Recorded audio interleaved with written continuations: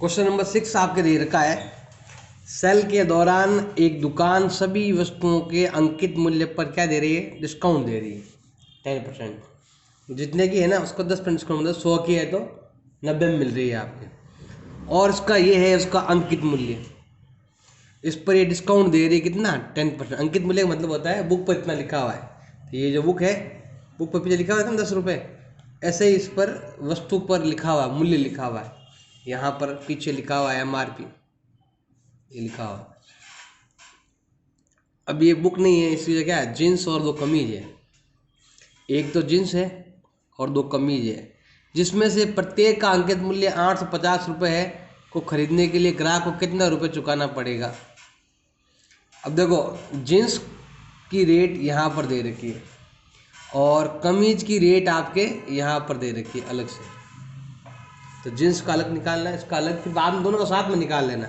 अब आपको कुल कितना भुगतान करना है वो क्या करना है, आपको ज्ञात करना है। हम क्या करते हैं, देखो यहाँ पर सबसे पहले ये दे रखा 1450 रुपये अंकित मूल्य वाला एक जीन्स, क्या करते हैं यहाँ पर लिख देते हैं जीन्स का मूल्य, एक जीन्स का मूल्य कितना दे रखा है, 1450 रुपये हो गया। अब है इसमें आपके 2 कमीज है, जिसमें से एक की कीमत 850 रुपये है, तो अगर मैं यहाँ पर निकालूँ कि एक कमीज का मूल्य कितना रुपए है आपके, 850 रुपये, तो बताओ 2 कमीज कितने की होगी, तो ये हम लिख देंगे यहाँ पर 2 से गुणा करना पड़ेगा आपको, तो कितना हो जाएगा 1700 रुपये।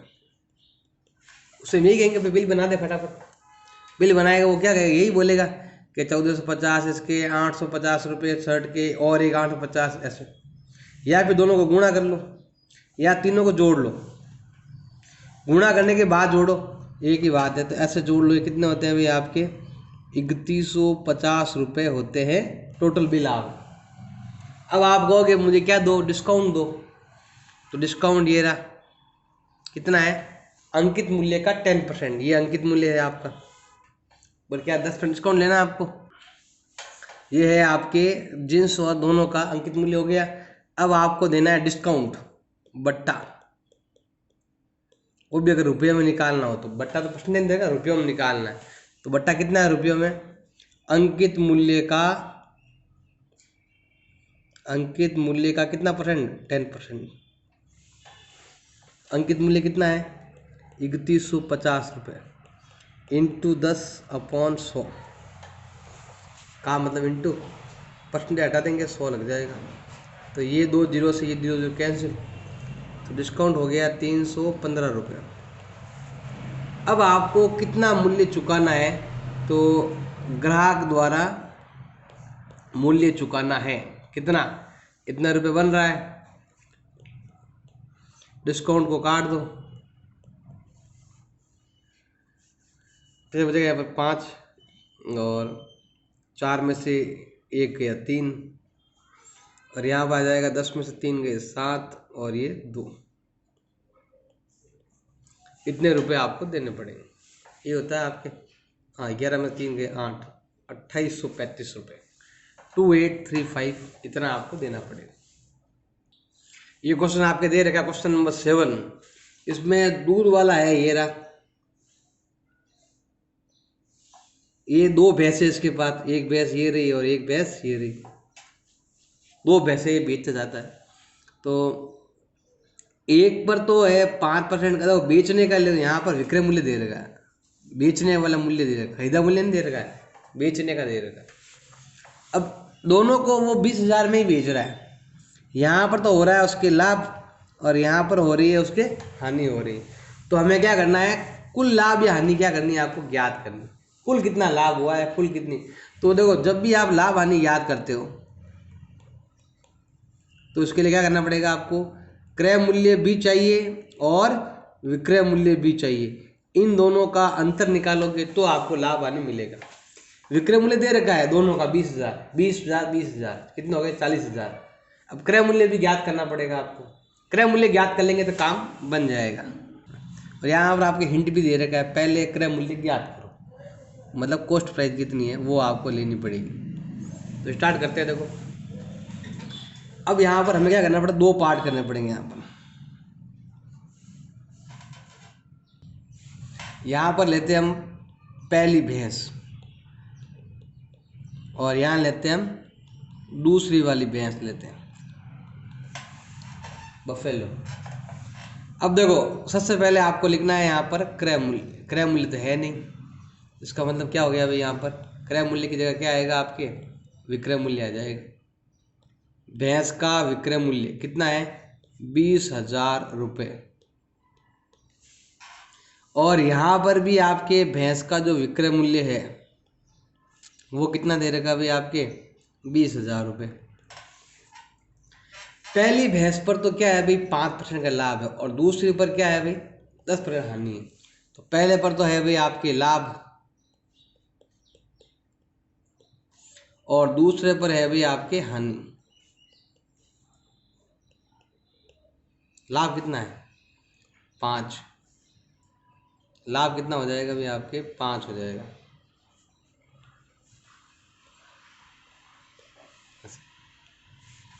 अब देखो आपको दोनों के क्रय मूल्य ज्ञात करने हैं, तो मैंने एक सूत्र भी आपको पहले भी बताया था, दिया बटा दिया इंटू ज्ञात करना, वो वाला फॉर्मूला आप लगा सकते हो। तो थोड़ा क्या करना है आपको ध्यान रखना, सिंपल है कि पहले हम क्या करेंगे, ये तो लाभ वगैरह विक्रय मूल्य दे रखा ना, विक्रय मूल्य रुपयों में है, लाभ परसेंटेज में है, तो यही विक्रय मूल्य हम परसेंटेज में लेके आएंगे। तो हमें यहाँ पर एक छोटा सा कॉलम बनाना है। देखो आपको ऐसा लिखना है, माना कि वस्तु का जो क्रय मूल्य है हमने क्या मान लिया 100 रुपये, कॉस्ट प्राइस में 100 मान ली, तो बताओ विक्रय मूल्य क्या आएगा।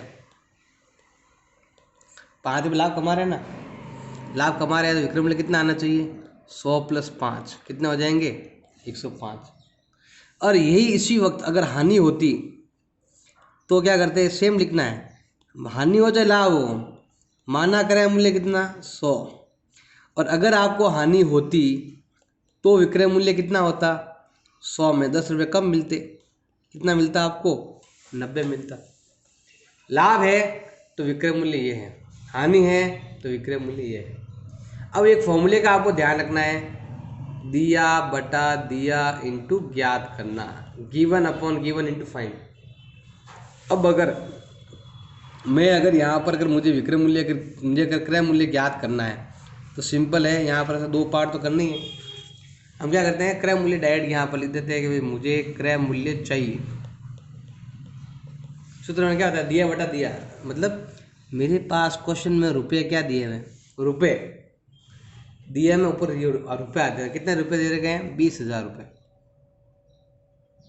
दिया बटा दिया, ऊपर भी विक्रय मूल्य तो डिवाइड में भी विक्रय मूल्य आना चाहिए, यहाँ पर ये आना चाहिए और नीचे ये परसेंटेज वाला आना चाहिए। कितना परसेंटेज है 105%। इंटू मुझे क्या ज्ञात करना है, क्रय मूल्य, और क्रय मूल्य कितना है आपके 100। ऐसे ही आपके इधर है सेम, इस बार विक्रय मूल्य कितना है वही 20,000 रुपये है, लेकिन यहाँ पर कितने रुपए है 90 रुपये, 90%। इंटू मुझे ज्ञात करना है 100। अब कटे तो काटो, अब दोनों में 5 का भाग जा रहा है, तो यहाँ पर 5 का भाग जा रहा है 20 बार, जबकि यहाँ का 5 भाग जा रहा है 21 बार। काटते उत्तर आ जाएगा, ये हो गया 2 दूनी 4 लाख बटा 21। और इधर काटेंगे ना 0 0 कट जाएगा, और आपका जो क्रय मूल्य ये हो जाएगा आपके 2 लाख बटा 9। भाग देना पड़ेगा आपको, 21 भाग 4 लाख, ये अगर देते हैं ना तो कहाँ गया अभी कैलकुलेटर, 2,10,000 भाग कितना था आपके 4 लाख भाग 21।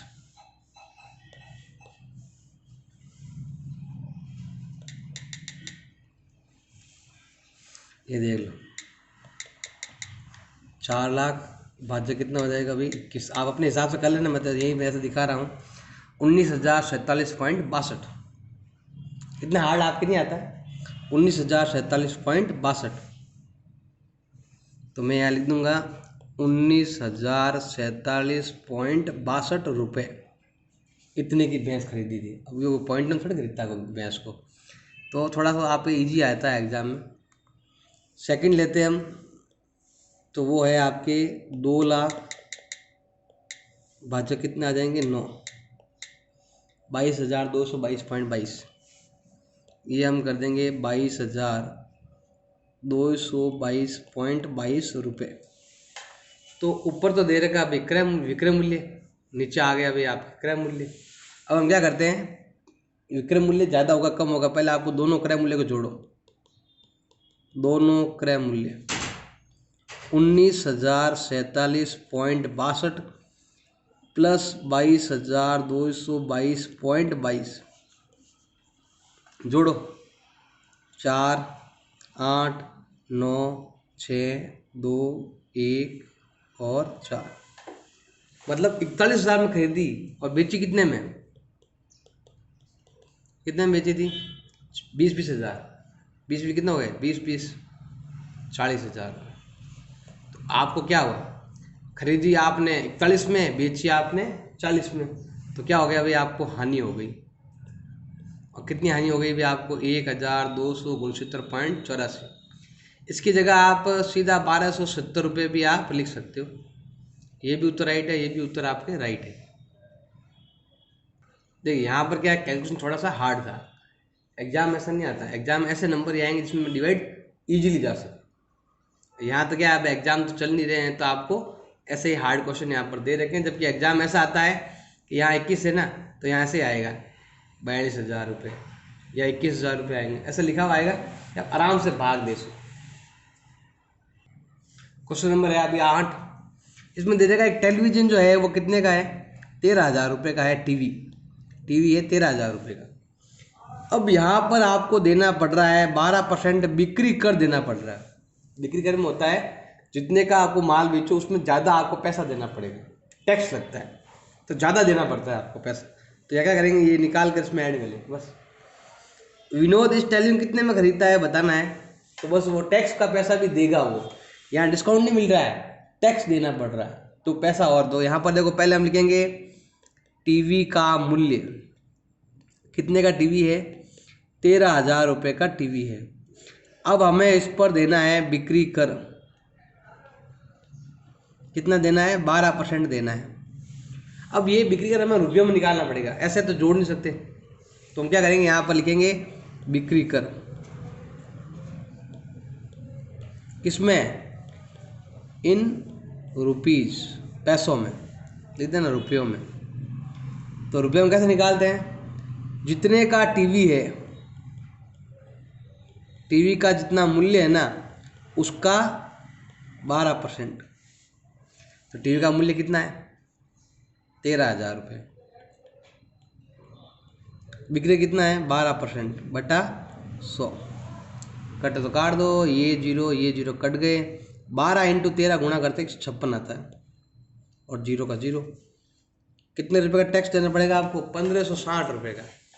तो अब बताओ आपको टीवी खरीदने के लिए जो मूल्य है ना, मतलब नाम विनोद है इसका, विनोद द्वारा भुगतान राशि याद करनी है। तो विनोद द्वारा भुगतान की गई राशि कितनी हो जाएगी, 13,000 तो वो दे ही रहा था, प्लस वो कहेगा लो भाई टैक्स के पैसे भी ले लो। अब टीवी हो गई 560, तो सेम आएगा, ये तीन नंबर। अब 13 और 1 हो गया आपके 14,560 रुपये देने पड़ेंगे। क्वेश्चन नंबर 9, यहाँ पर आपके लिखा हुआ है कि अरुण एक जोड़ी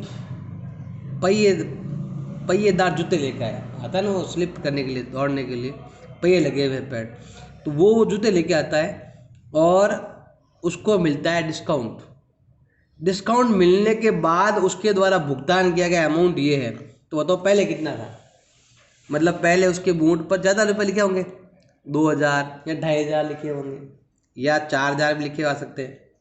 उस पर क्या मिला, उसको 20% डिस्काउंट मिल गया। डिस्काउंट के बाद उसको 1,600 रुपये उसने दिए। तो यहाँ पर ये रुपये दे रखे हैं और हमें ये रुपये क्या करना है, ज्ञात करना है। बूट पर कितने लिखे हुए थे वो ज्ञात करने हैं आपको। हम क्या करेंगे, यहाँ पर डिस्काउंट परसेंटेज है ना, तो उसका मूल्य भी परसेंटेज में लिखेंगे। तो हम यहाँ लिखेंगे माना अंकित मूल्य। हमने कितना मान लिया? 100 मान लिया। और आपको मिला है बट्टा, डिस्काउंट मिला है। कितना डिस्काउंट मिला है आपको? 20%। ये भी परसेंटेज है, ये भी परसेंटेज है। तो बताओ आपने कितना रुपये भुगतान किया? भुगतान कितना किया आपने? 80%। लेकिन यही भुगतान आपके यहाँ पर भी लिखा हुआ है। अब यहाँ पर देखो भुगतान ये तो परसेंटेज में है और वहाँ पर क्या है? आपके रुपयों में है। तो हम यहाँ लिखेंगे भुगतान की गई राशि। भुगतान की गई राशि कितना है? 1600 रुपये।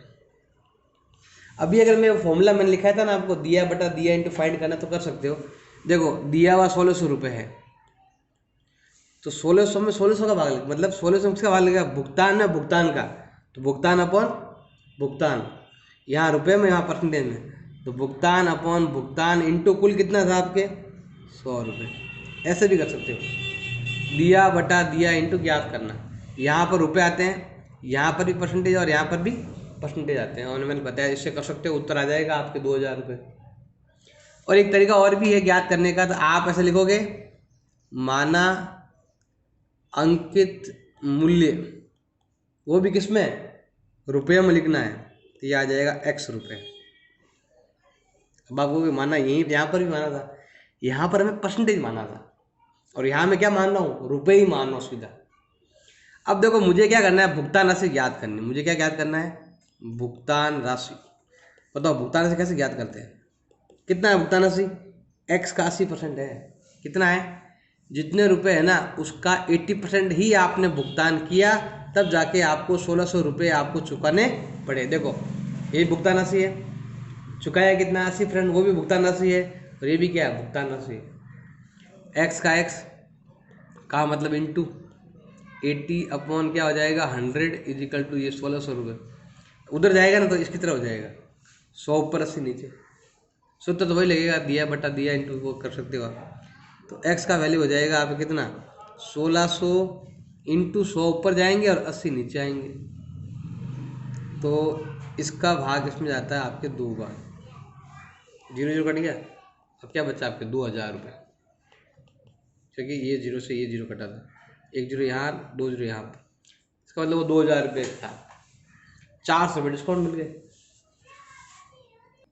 क्वेश्चन नंबर 10 आपके दे रखा है, मैंने एक हेयर ड्राई खरीदा, 8% क्या लग रहा है? वेट लग रहा है। वेट भी पैसा ज़्यादा देना पड़ता है, वेट में भी, वेट टैक्स में ज़्यादा देते हैं। तो ये कह रहा है कि वेट के साथ 5400 रुपये दिए, वेट मिला कर दिए। तो यहाँ पर भी आपको ऐड करना है। जैसे आपने पीछे का क्वेश्चन है, सेम क्वेश्चन है, फ़र्क क्या है? इस बार क्या करना है? आपको ऐड करना है। वेट जुड़ता है इसलिए। अब वेट को लिखा हुआ भी है, वेट को जोड़ने से पहले मूल्य क्या था ये बताना है। तो ऐसा लिखेंगे हम, सेम क्वेश्चन, बस यहाँ जुड़ेगा और कुछ नहीं। क्वेश्चन नंबर 9 का ही सेम है। तो क्या लिखेंगे? माना पहले का मूल्य, या पूर्व मूल्य भी कह सकते हो आप। कितना मान लिया हमने? 100% मान, परसेंटेज के बारे में ले रहे हैं। अब मैं, क्योंकि यहाँ पर वेट परसेंटेज में जुड़ा हुआ इसीलिए, अब हम लगाएंगे यहाँ पर वेट। वेट कितना है? 8% है। तो अब बताओ वस्तु का जो खरीद मूल्य है, परचेजिंग प्राइस है, वो कितना हो गया? 108% हो गया। और खरीद मूल्य दे भी रखा है, और हमारा खरीद मूल्य यहाँ तो है परसेंटेज में, तो रुपये में कितना है? ये ऊपर लिखा हुआ है, 5400 में खरीदा। इसमें तो लिखा था आपको दिया बटा दिया, खरीद मूल्य बटा खरीद मूल्य, खरीद मूल्य बटा खरीद मूल्य इंटू 100 कर लो तो आ जाएगा। इससे भी उत्तर आता है। अब देखो हम पहले का क्वेश्चन की तरह ही करेंगे हम। तो ऐसे लिखेंगे माना पूर्व का मूल्य, क्या लिखोगे यहाँ पर? माना पूर्व का मूल्य, हमने क्या मान लिया? x रुपये मान लिया। क्या मान लिया? x रुपये। ऊपर तो माना परसेंटेज है, वो तो रुपये लेना। अब देखो, अब हम यहाँ पर ज्ञात करते हैं खरीद मूल्य। खरीद मूल्य कितना है बताओ? 108%। पहले का वस्तु है ना, जितने का है उसका 108%। तो यहाँ लिखेंगे खरीद मूल्य जो है वो x का 108% है। ये तो परसेंटेज में है। अब बताओ खरीद मूल्य रुपये में कितना है? परसेंटेज में 108%। किसका? इसका 108%। और रुपये में कितना है? 5400 रुपये। खरीद मूल्य, ये भी खरीद मूल्य है, ये भी खरीद मूल्य है। ये खरीद मूल्य परसेंटेज में है, ये खरीद मूल्य आपके रुपयों में है।